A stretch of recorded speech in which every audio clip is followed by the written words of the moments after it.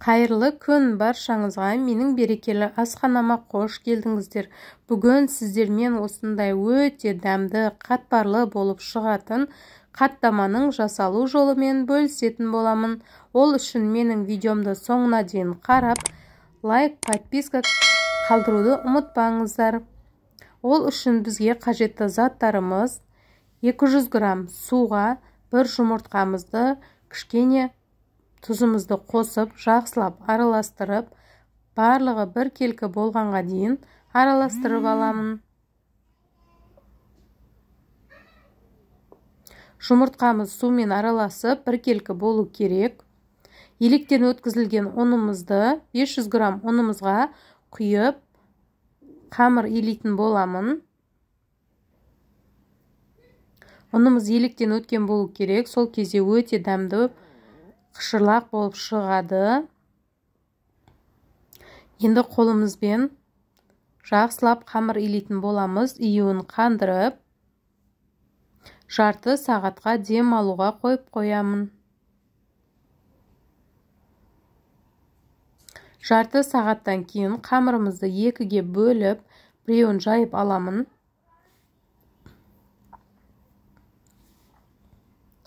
Менің арнама тіркелуді ұмытпаңыздар.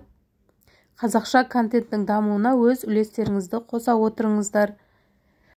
Өзіңізге ұнаған рецепттер болса жасап көрулеріңізге болады.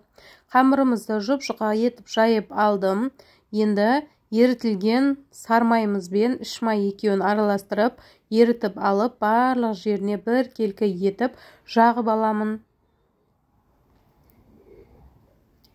Майымыз қамырға сіңгенге дейін кішкене күтетін боламын.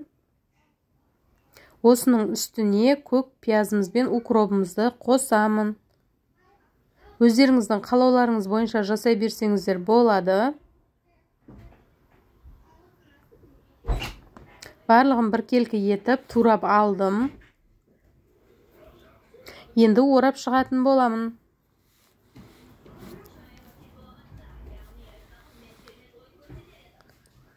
Көлемін өздеріңіздің қалауларыңыз бойынша жасай бересіздер.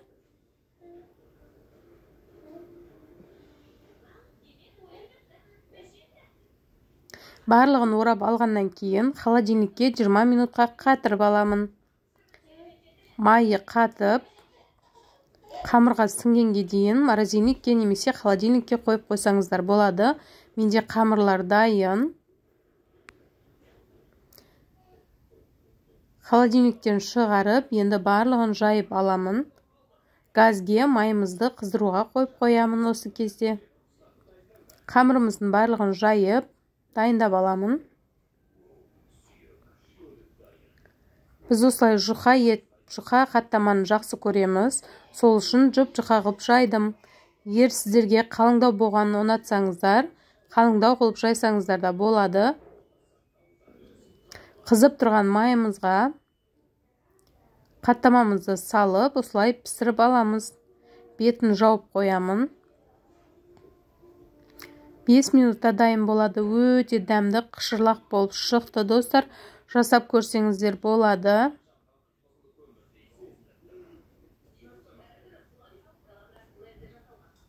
Екі бетінде қып-қызыл етіп аламын.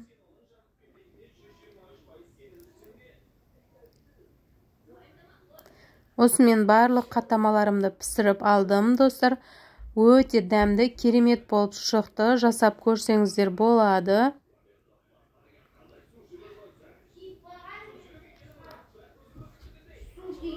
Видеомды соңына дейін қараған болсаңыздар, сіздерге алғысым шексіз. Менің арнама жазылуды ұмытпаңыздар. Қажетті рецептерді алып қолдануларыңызға болады. Әлеуметтік желіде достарыңызбен де бөліссеңіздер болады. Келесі видеода кездескенше қош сау болыңыздар. Сіздермен бірге болған Сандуғаш.